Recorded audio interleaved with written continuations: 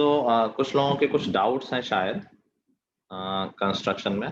पूछो क्या डाउट्स हैं। शायद आयशा का एक डाउट था। और question 3 question 3 from 11.3 11.3 11.3 question 3 11.3 question number 3। Okay,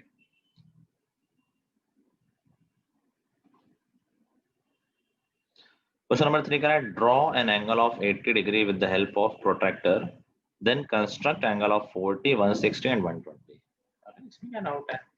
80 protractor से तो बन ही जाएगा आसानी से।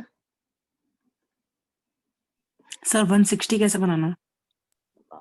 हाँ सर 160 नहीं बन रहा था। अराउंड 80 से 40 बन जाएगा, बाइसेक्ट कर दोगे। यस अच्छा, 60 से दोबारा आर्क लगाते हैं तो 120 बन जाता है।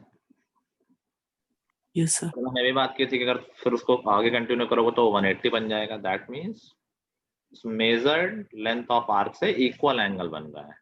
मतलब कि हमने ये सेमी सर्कल बनाया जब 60 का काम कर रहे हैं, और जब यहाँ से ए पॉइंट से रख के आर्क लगाते हैं तो ये 60 बनता है। फिर 60 वाले से अगले आर्क लगाते हैं तो 120 बनता है। याद है ना? दैट मीन्स यहाँ पर ये जो आर्क लेंथ है, ये मान लो आर्क लेंथ है, तो this is carrying angle of 60 degree. अब इतनी लेंथ की आर्क, अगर इसी आर्क में इतनी लेंथ की आर्क काट दोगे तो 60 के ही कट लगेंगे। ऐसे यहाँ पर अगर हम एक आर्क लगा लें, ऐसे कंपास रखो वर्टेक्स पे और सेमी सर्कल खींच दो। अब पॉइंट ए और बी की लेंथ मेजर कर लो, यही अपने कंपास में रेडियस लगा लो। तो ये जो लेंथ ऑफ आर्क है अभी ये 80 डिग्री का एंगल कैरी कर रही है। तो अगर हम बी से अगली आर्क लगाएंगे तो नेक्स्ट एंगल विल बी 80 और ऐड हो जाएगा, दैट शुड बी 160। बात समझ में आ गए? इसी आर्क को और आगे कंटिन्यू कर दोगे तो क्या एंगल बन जाएगा? 100 240। 80 प्लस 80 प्लस 80। बेसिकली कभी भी एक सर्कल में जब भी तुम इक्वल आर्क्स लगाओगे तो हमेशा इक्वल एंगल के ही करस्पॉन्ड कर रहे होंगे। मैं कह रहा हूँ अगर ये आर्क और ये आर्क इक्वल है तो सेंटर पे क्या वो इक्वल एंगल बनाते हैं? ये तुमने पढ़ा ही है ना, equal arc subtend the equal angle at the centre. Yes sir. ठीक है, वही चीज यहाँ पर हो रही है कि भाई हमने अगर इक्वल आर्क ले लिया है तो वो इक्वल एंगल को करस्पॉन्ड कर रहे होंगे। मान लो अगर ये एंगल 40 है तो इक्वल में फिर से 40, फिर से 40। अगर मैं यहाँ पर कंपास रख के फिर से एक आर्क लगा दूं तो 40, यहाँ पर रख के फिर से लगा दूं तो 40 और। तो जिस तरह हमने 80 बना लिया, अभी हमारे पास आर्क की लेंथ 80 के इक्वल है। आगे कट करते जाओ और उतना ही एंगल कैरी होता जाएगा। ठीक है, 120 बना लिया क्या? Yes sir. अच्छा, 120 तुमने नहीं अपने मेथड से नहीं बनाया था, अपने मेथड से बनाया है क्या? बिना Yes, 160 sir. बनाया 120 नहीं बनेगा।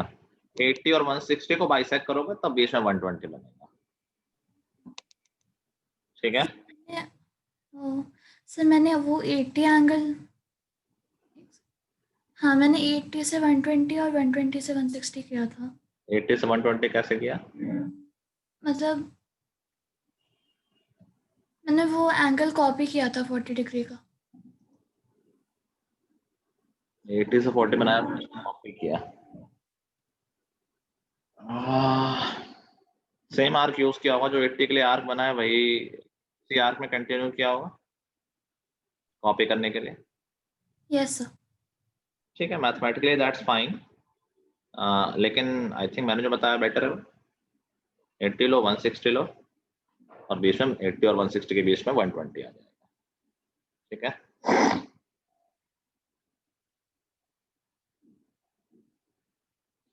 नेक्स्ट डाउट आई थिंक श्रेय का है 4, 7 और 8। इसको दिए तो सारे डाउट आ गए। Okay, let's see. Question number 4 कह रहा है construct a triangle whose sides are this bisect the smallest angle and measure each part। इसमें क्या डाउट है श्रेय? सर मेरे को समझ नहीं आ रहा। ट्रायंगल बना लोगे क्या? Yes sir. अब ट्रायंगल में स्मॉलेस्ट एंगल कौन सा होगा ये पता कर सकते हैं हम क्या, साइड्स देख के? Yes sir. बस उसी को बाइसेक्ट करना है। Okay sir. स्मॉलेस्ट एंगल कौन सा होगा?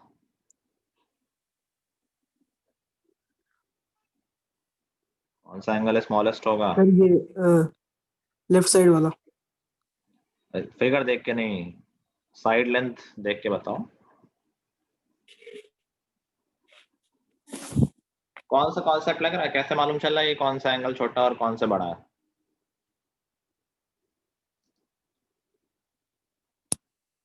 किस कॉन्सेप्ट से मालूम कर रहे हैं हम? तो पाइथागोरस। नहीं,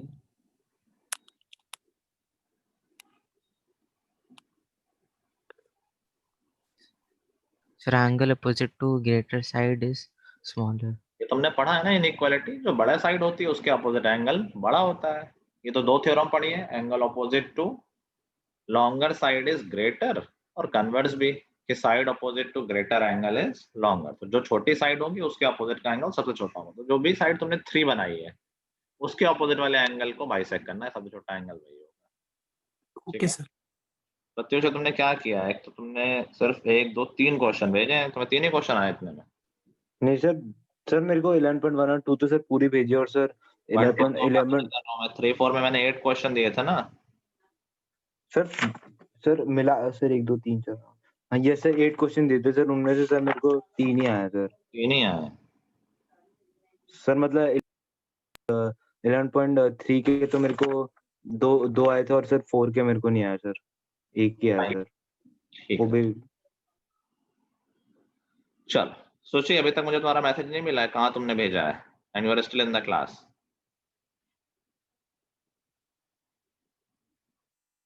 सर वो 11.3 का क्वेश्चन नंबर 2 आपने समझा दिया क्या सर? क्वेश्चन नंबर 2 कौन सा था, 80 वाला? सर ये नहीं सर, वो 1 मिनट सर, जिसमें सर परपेंडिकुलर करके सर पैरेलल बनाते सर इन लाइन को। नहीं, अभी नहीं।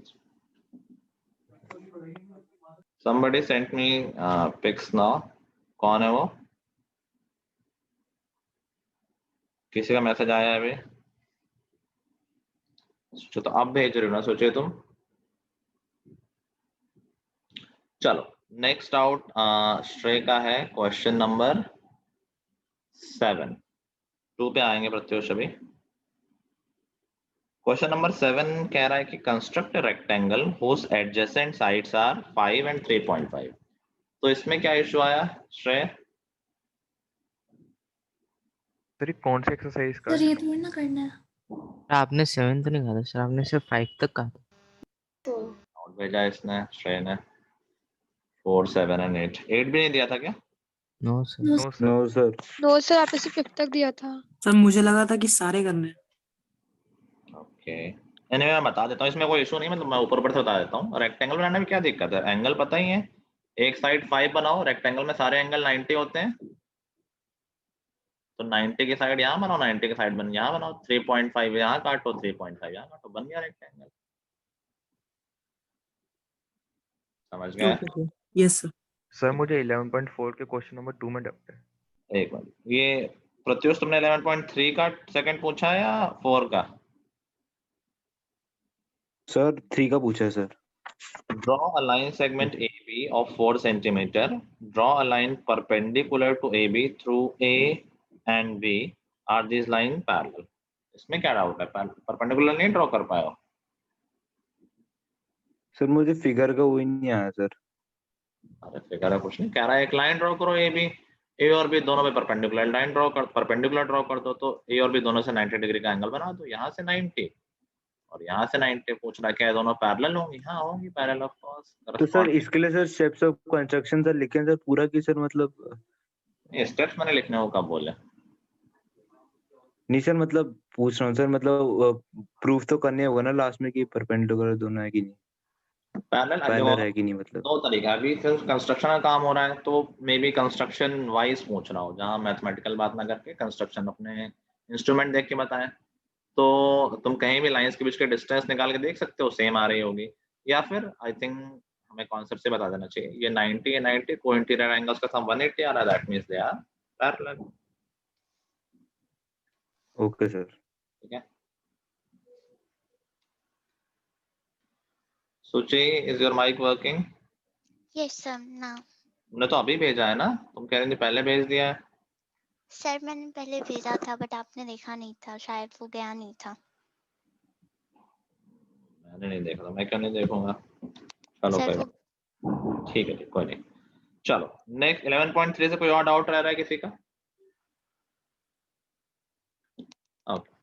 Let's come to 11.4। एक मिनट रुक जाओ, मैं पिक ले लो इन लोगों की जो लोग काम हो गया है कंप्लीट, नेक्स्ट क्लास में काम आएगा देखने।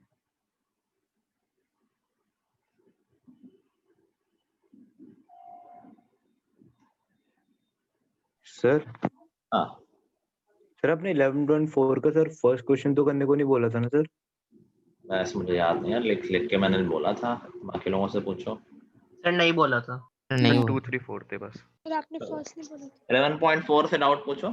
Sir question number 2। Question number sir 2 number 2। कह रहा है triangle P Q R is given. Q R पता है, पी क्यू आर है, स्टैंडर्ड क्वेश्चन है, इसमें कहाँ डाउट हो रहे हैं। बेस दे रखा है Q R is equal to 3 centimetre. Q R base angle दे रखा है पी क्यू आर इज 45, तो क्यू से 45 डिग्री का एंगल बना देंगे। किसका डाउट है और ये कैसे डाउट है? आई डोंट अंडरस्टैंड, क्या प्रॉब्लम है इसमें? हाँ सर मुझे सर ये लास्ट में समझ नहीं आया sir, QP minus P R is equal 2 centimetre. Sir बना ही नहीं सर, गलत बन गया। अब दे रखा है क्यूपी या पीक्यू बोल दो, PQ minus P R 2 centimetre है, तो देखो कौन सी साइड लंबी है, एंगल के साथ वाली या एंगल से दूर वाली? सर सर आप फिर से बता दीजिए सर, आपकी आवाज नहीं आ रही थी मुझे। 7 वाली लंबी है सर, 45 पीक्यू की। माइनस पी आर 2 दे रखा है, तो साथ वाली साइड लंबी है एंगल की या दूर वाली? साथ वाली लंबी है, तो उसमें तो स्टैंडर्ड ऊपर ही लगता है ना, जो डिफरेंस दे रखा है उसका आर्क लगाया, तो एकदम आई डोंट नो क्या है। एनीवे इसको एस बोल देते हैं। अब ये 2 सेंटीमीटर का आर्क लगाने के बाद एस को आर से ज्वाइन किया, इसका परपेंडिकुलर बाइसेक्टर ड्रॉप किया, जहां मीट कर गया वही हमारा रिक्वायर्ड पॉइंट पी हो गया। इससे स्ट्रेट फॉरवर्ड क्वेश्चन क्या चाहिए, एकदम चाहिए था कि base angle and difference of two sides, दो ही तो चीजें हैं सिलेबस में। सम ऑफ टू साइड्स दिए होगा या difference of two sides. Difference में दो केसेस है, या तो एंगल के साथ वाली साइड बड़ी होगी या दूर वाली। साथ वाली बड़ी है तो ऊपर आर्क लगेगा, दूर वाली बड़ी है तो नीचे आर्क लगेगा। Next sir question number 4। Question number 4 कह रहा an equilateral triangle if it's altitude is 3.2 centimetre. हमें इक्विलैटरल ट्रायंगल बनाना है, मतलब उसकी तीनों साइड बड़ी, तीनों साइड गिवन है एंड ऑल्टीट्यूड है 3.2 centimetre. Okay, so again two ways, या तो हम ऑल्टीट्यूड की हेल्प से साइड निकाल लें एल्जेब्रिक मेथड से, पाइथागोरस यूज करके। क्या अगर हमें ऑल्टीट्यूड पता है ट्रायंगल का, तो क्या हम इक्विलैटरल ट्रायंगल का, तो क्या हम उसकी साइड निकाल सकते हैं? सर ये 3.2 है, इसको 2a मान लो पूरी साइड को, तो ये a हो जाएगा। पाइथागोरस लगाओगे क्या a की लेंथ आ जाएगी, यस सर। और एक बार साइड आ गई फिर तो तीनों साइड की हेल्प से ट्रायंगल हम बना लेंगे। There can be another way, let me see if I can go with that। ठीक है, ऑल्दो सिंस हम कंस्ट्रक्शन कर रहे हैं तो हमें कोशिश करनी चाहिए कि हम कैलकुलेशंस कम से कम यूज करें, जो भी काम करना है ज्योमेट्रिकली करें, ठीक है, with the help of compass pen pencil, ना कि कैलकुलेशंस करके। अगर कोई और रास्ता नहीं तो ये करना ही पड़ता है, बट अगर कोई और रास्ता हो तो ट्राई करो कि हम ना करें कैलकुलेशंस का यूज, अलजेब्रा का यूज। तो हम क्या करते हैं, कोई भी पहले लाइन ड्रॉ कर देते हैं, क्योंकि हमें ऑल्टीट्यूड ड्रॉ करना है। सपोज हमने एक्स वाई ड्रॉ कर दी, नाउ इस पे एक ऑल्टीट्यूड खींच दो कहीं भी, मैं कोशिश करूंगा थोड़ा बीच में खींचूं so that I get space on both the side. 90 degree का एंगल खींच दिया। Now this is the altitude of our equilateral triangle. तो इसके लेंथ 3.2 दे रखी है, इसको मैं m बोल देता हूँ, और m से 3.2 का आर्क लगा देता हूँ। तो बताओ क्या ये point one of the point हो गया ट्रायंगल का, a बोल देता हूँ इसको। Yes sir. ठीक है, अभी बताओ ट्रायंगल में क्या हमें ये दोनों एंगल पता है? Yes sir. यस कितने सर। कितने? 30 डिग्री। 30। 30। तो a से 30 डिग्री का एंगल बनाओ और इस साइड भी 30 डिग्री एंगल बना दो। क्या हमें मिल गया अपना equilateral triangle yes. A B C? ठीक है, थोड़ा सा दिमाग लगाना था, बना लो।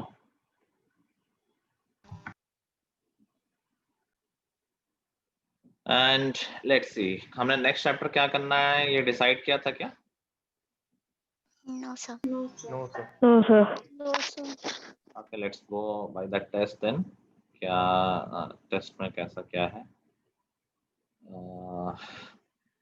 इस संडे तो हमारा टेस्ट है, वो तो कब का पूरा हो गया है। चैप्टर 5, 6, 8 तीनों हो गए हैं ना? ये 5 तो खैर आना नहीं है, 6 हो ही गया है, चैप्टर 8 यस भी सर, हो। हो गए सर। Next is 9, 10, 11। क्या ये तीनों हो गए हैं? 11 तो हो ही गया है। 9 और 10 क्या है? सर 10 हो गया है सर, 9 नहीं सर हुआ 10 हो गया। 9 कौन सा है? सर। 9 एरियाज तो नहीं है? सर 9 भी हो सर चुका। वही है सर, शायद areas of parallelogram. Yes sir वही है। Sir, area. ओके, अभी के लिए उसको छोड़ना है। Next is 13, 14, 15। इनमें से कौन सा हो गया है और कौन सा रह रहा है?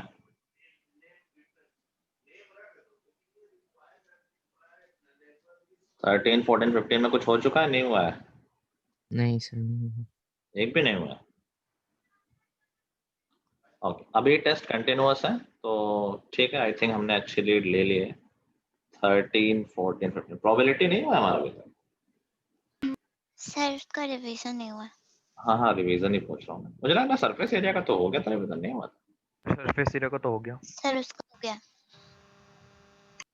तो सिर्फ 14, 15 रह गए। ठीक है, let us do probability. I think आज कल 2 दिन में हो जाएगा, और मे बी एग्जाम्पलर में सर 2। बुक में तो सिर्फ 14 है, मतलब वो 14 15 से मतलब 14 ये एग्जाम्पलर में हो सकता है कि दोनों चैप्टर एक ही चैप्टर में कर दिया यस हूँ। सर। हाँ तो ठीक सर है, दोनों एक 15 साथ। कौन सा? ठीक है ठीक है ठीक है। I am sending the PDF। Exemplar में एक साथ ही है ये चैप्टर।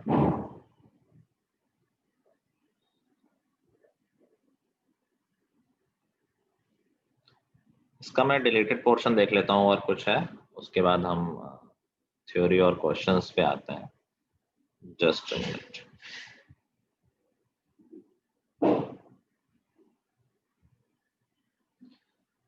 स्टैट्स में histogram with varying base length हट गया है, फ्रीक्वेंसी पॉलीगन भी हट गया है, और mean median mode of ungroup data. ये तो बचा क्या है? Mean median mode of ungroup data,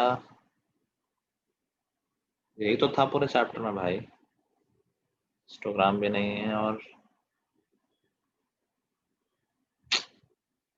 anyway ये हमें छोड़ना नहीं, बिकॉज दिस इज इम्पोर्टेंट, आगे भी यूज होता है।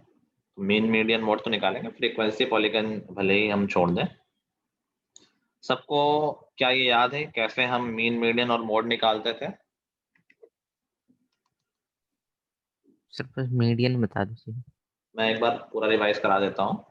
तुम्हारे में अनग्रुप्ड डेटा है। अनग्रुप्ड डेटा का मतलब होता है क्लास इंटरवल नहीं है। जैसे तुमने डेटा देखा होगा 0 से 10, 10 से 20, 20 से 30, तो इन ऐसे डेटा का मीन मीडियन नहीं निकालना, ये सब क्लास 10th में आता है। अभी तुम्हें अनग्रुप डेटा का मीन मीडियन मोड निकालना होता है। अनग्रुप डेटा क्या होता है? जब वैल्यूज डायरेक्टली दी होती है कि फाइंड द मीन ऑफ 3, 7, 8, 9, 10, ये हो सकता है अनग्रुप डेटा, या फिर टेबल दियो, frequency distribution table. Frequency distribution table भी अनग्रुप डेटा ही है। ग्रुप का मतलब है जब ग्रुपिंग में डेटा हो, 0 से 5, 5 से 10, 15 से 20, तो ऐसे डेटा का हमें नहीं निकालना है मीन मीडियन मोड वगैरह। अभी अनग्रुप डेटा में मोस्टली ये फ्रीक्वेंसी डिस्ट्रीब्यूशन टेबल का यूज होगा। अगर डेटा डिस्क्रीट दिया हुआ है, ऐसे ही नंबर्स दिए हुए हैं कि भाई इनका मीन निकालो, 6, 8, 13, 5, 4, 6, ऑल्दो अभी ये तो ज्यादा नहीं आएगा तुम्हारे में। एनीवे सबको मीन का फॉर्मूला याद है? मीन इज इक्वल टू होता है sum of all the observations divided by number of total number observation. Of observation. ठीक है, बहुत सिंपल सा, पूरा सबको ऐड कर देना और डिवाइड कर देना नंबर ऑफ ऑब्जर्वेशन से। अभी इसी में कभी कभार क्वेश्चंस घुमा के पूछ लेता है, तो सीधा सीधा क्वेश्चन तो हर कोई कर लेगा, घुमा के क्वेश्चन कैसे पूछेगा? कह देगा कि एक डेटा था, उसका मीन है 15, बाद में मालूम चला है कि एक ऑब्जर्वेशन गलत नोट हो गई थी, इंस्टेड ऑफ 26 वो 62 नोट हो गई थी। तो बताओ एक्चुअल मीन क्या होगा। तो इन क्वेश्चन को कैसे करना है, तो यहाँ से देखो सिर्फ फॉर्मूला याद नहीं करो, इस फॉर्मूले को अच्छे से समझो। इसमें बहुत बेसिक सी चीज लिखी हुई है कि मीन होता है sum of all the observations divided by number of observations. Now if I want to find sum of observations, तो क्या मैं इस फॉर्मूले को मॉडिफाई कर सकता हूँ कि सम ऑफ ऑब्जर्वेशंस क्या हो जाएगा, क्रॉस मल्टीप्लाई कर दें, क्या वो हो जाएगा mean into number of observations. Yes sir.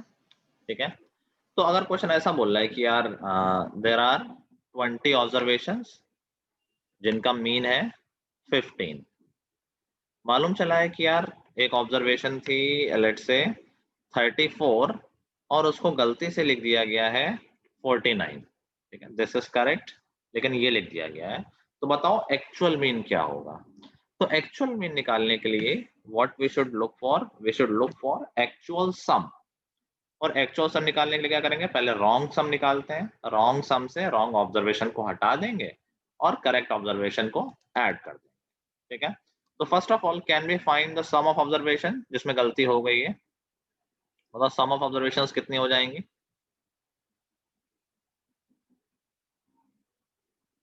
अभी तो पढ़ा फॉर्मूला 34 into 15। 34 कहाँ से आ गया, वो तो एक उसको भूल जाओगे, ये 20 ऑब्जर्वेशन है और उसका मीन 15 है। तो क्या सम ऑफ ऑब्जर्वेशन 20 into 15 हो गई जो कि 300 है। सबको आ गई बात समझ में। और दिस इज रॉन्ग सम, मतलब इसमें एक गलत ऑब्जर्वेशन पड़ी हुई है। तो हमारा काम क्या है, सही सम निकालेंगे। एक्चुअल सम क्या होना चाहिए था, तो हम क्या करें कि यार 300 तो सम आया, लेकिन इसमें गलत वाले ऑब्जर्वेशन हटा देते हैं। गलत ऑब्जर्वेशन कितनी कौन सी थी, 49। 49। लेकिन आप गलत हटाई बट सही ऐड भी तो करोगे। सही ऑब्जर्वेशन कितनी थी 34। 34। So this will give us the actual sum और ये आएगा I guess 285। Now we know actual sum can be find mean, formula तो वही है sum of observations जो कि 285 है एक्चुअली में, divided by number of observations जो कि 20 है, और जो भी आंसर आएगा that is our mean। I think 142.5 आ जाएगा। समझ गए बात। Yes sir. कभी कभार डायरेक्ट क्वेश्चन है देखिए, इस तरह क्वेश्चन है, कुछ डरने की बात नहीं, बहुत सिंपल सा होता है। इट्स ऑल अबाउट अंडरस्टैंडिंग, ये बात समझ में आनी चाहिए कि फॉर्मूला कैसे आया, कुछ बहुत बड़ी चीज नहीं है। एग्रीड? Yes sir. ठीक है, मीन में एक और तरह के क्वेश्चन होंगे जिसमें फ्रीक्वेंसी डिस्ट्रीब्यूशन टेबल दी होगी कि ऑब्जर्वेशन है xi 3 है 7 है 5 है 8 है 12 है और उनकी फ्रीक्वेंसीज दी हुई है। यहाँ भी समझने की बात है, समझ के करना अच्छे से कि यार कई बार यहाँ गलती हो जाती है, कई लोग नंबर ऑफ ऑब्जर्वेशंस को यहाँ पर 5 मान लेते हैं। डू यू थिंक यहाँ पर नंबर ऑफ ऑब्जर्वेशंस 5 है? 1 2 3 4 5, सही बोल रहा हूँ मैं?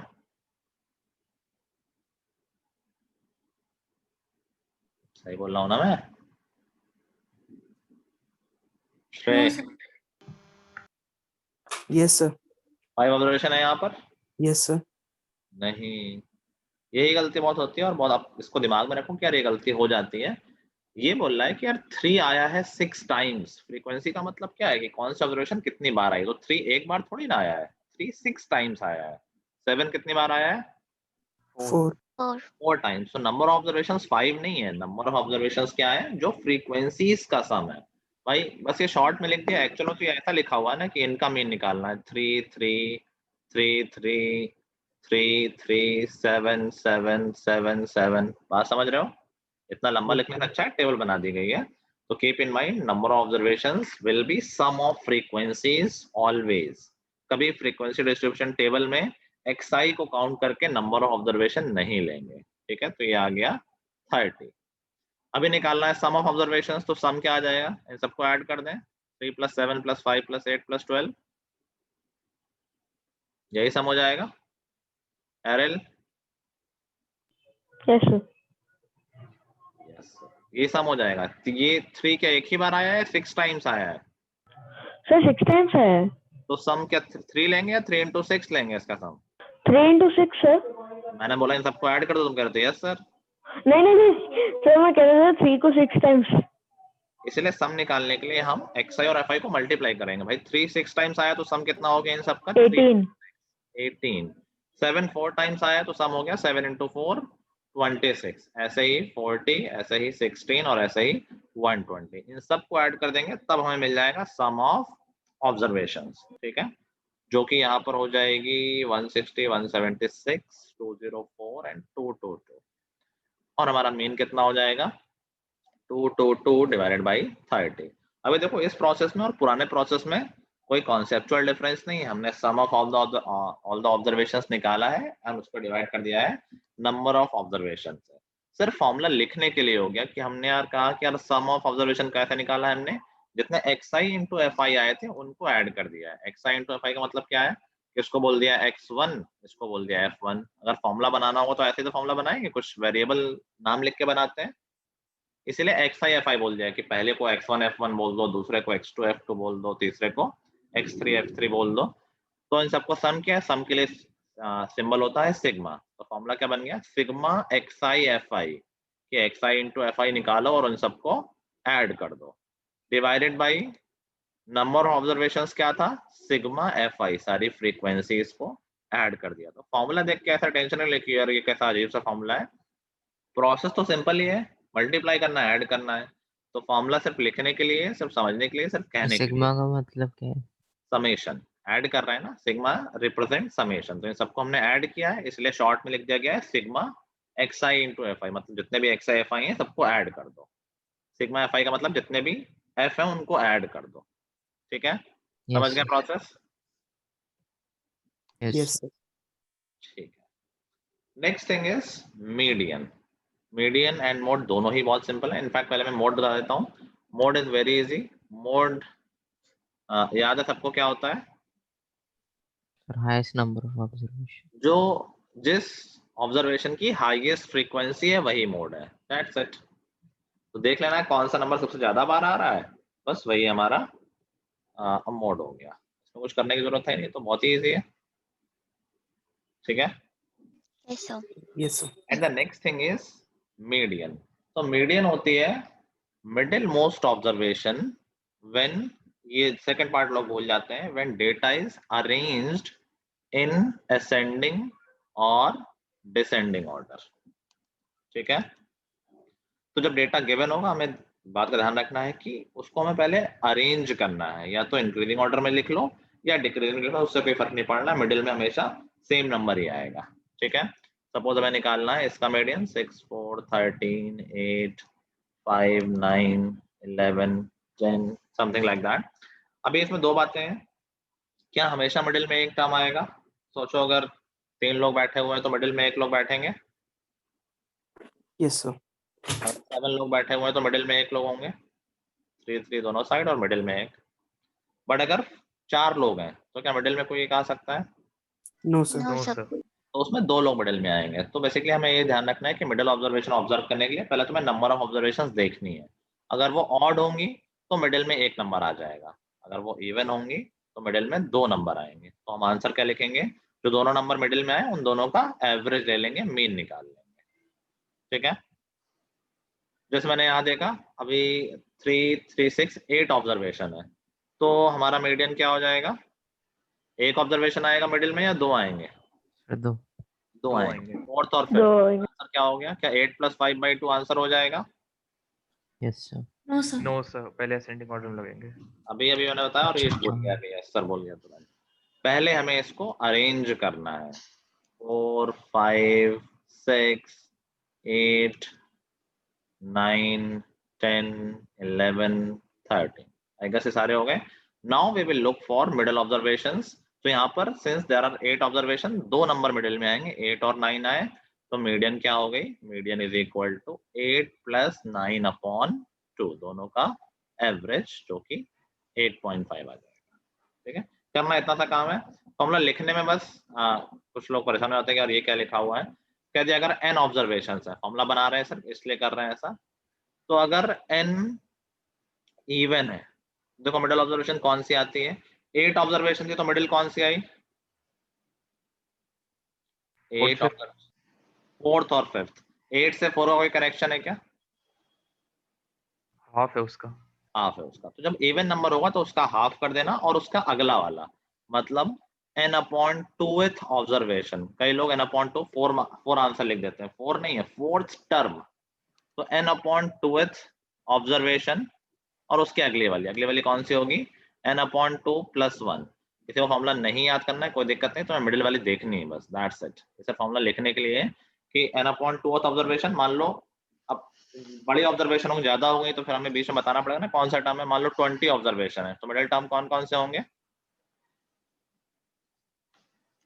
10 11 10 और 11। 20 अपॉन 2 और उसका अगला वाला 20 अपॉन 2 10 और उसका अगला वाला 11। तो इसलिए बोला गया n upon 2th observation and n upon 2 plus 1th observation.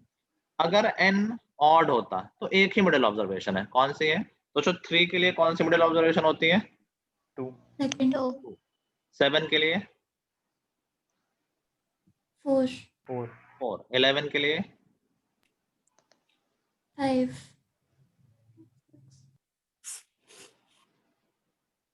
Sir 6 6 तो अब देखो ये सब कनेक्शन कुछ बन रहा है क्या, 7 से 4 लाना है, 11 से 6 लाना है, ला सकते हो, कोई मेथड है, कोई फॉर्मूला, सर गिवन नंबर -1/2 -1 या +1, सर +1 ठीक है, जो नंबर है उसमें +1 करके बाई 2 कर दो। 7 ऑब्जर्वेशन है तो 8/2 4th ऑब्जर्वेशन, 11 है तो +1 12/2।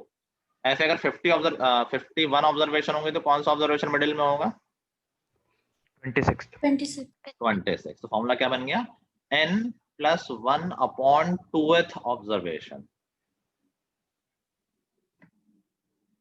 ठीक है। Yes sir yes sir. Okay, तो ये हमारा मीन मीडियन मोड हो गया।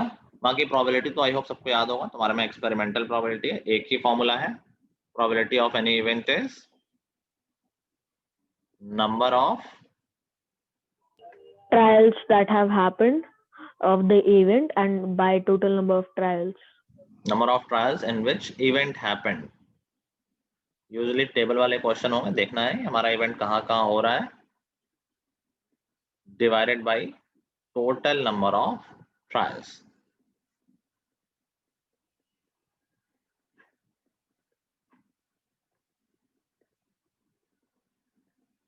ठीक है, चलो, तो I think we can start with the questions. अरे ऑब्जेक्टिव क्वेश्चन तो बहुत सारे हैं, 30 ऑब्जेक्टिव क्वेश्चन है। ऐसा करो शुरुआत के 1 2 3 4 5 तक कर लो, जल्दी से 1 to 5 कर लो।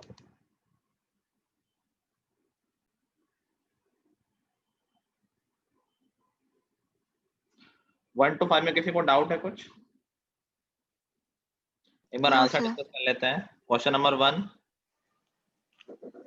105 105 क्लास मार्क जानते हो, मिडिल पॉइंट, दोनों लोअर लिमिट और अपर लिमिट का सम करके बाय 2।